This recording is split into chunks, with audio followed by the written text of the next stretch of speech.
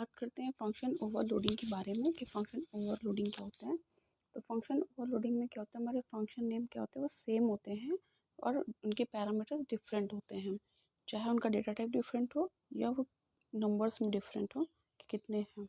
ठीक है, तो हमारा जैसे एग्जांपल के थ्रू समझते हैं इसको। हमने क्लास बनाई पब्लिक क्लास ए और इसमें हमने क्या रखा, पब्लिक स्टैटिक इंट सम। हमने सम नाम का एक फंक्शन बनाया। ठीक है, उसमें क्या किया, दो पैरामीटर पास किए, इंट ए और इंट बी। ठीक है, फिर इसको रिटर्न कराया ए प्लस बी।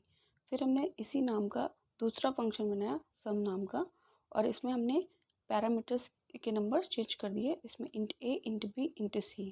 ठीक है, या तो वो डेटा टाइप में डिफरेंट हो या फिर नंबर्स में डिफरेंट हो, बिल्कुल सेम नहीं हो। ठीक, बट जो नेम है हमारा वो सेम हुआ। ठीक है, और फिर हमने इसमें रिटर्न करा दिया रिटर्न ए प्लस बी प्लस सी, क्योंकि 3 वेरिएबल्स हैं।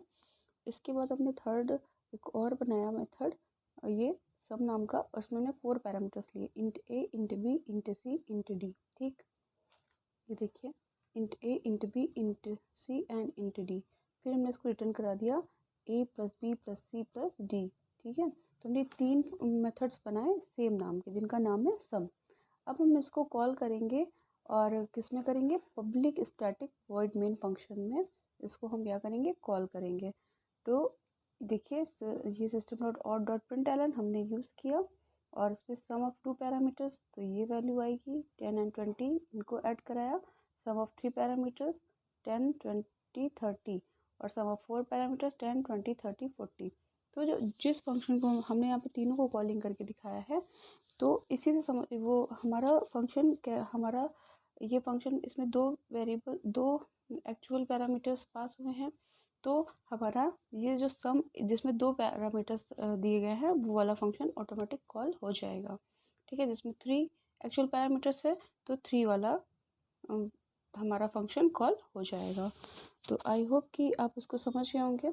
तो ये इसका कुछ आउटपुट आया क्योंकि मैंने यहाँ पे तीनों फंक्शंस कॉल किए। तो sum of 2 parameters is 10 and 20 is equal to 30। 10 और 20 2 पैरामीटर्स को ऐड किया तो 30, और जब 3 पैरामीटर्स को ऐड किया 10 20 30 तो हमारा क्या आया 60। ठीक है, फिर 4 पैरामीटर 10 20 30 40 तो आया कितना 100 हमारा। ठीक है, तो ये हमारा कुछ फंक्शन ओवरलोडिंग का कॉन्सेप्ट था।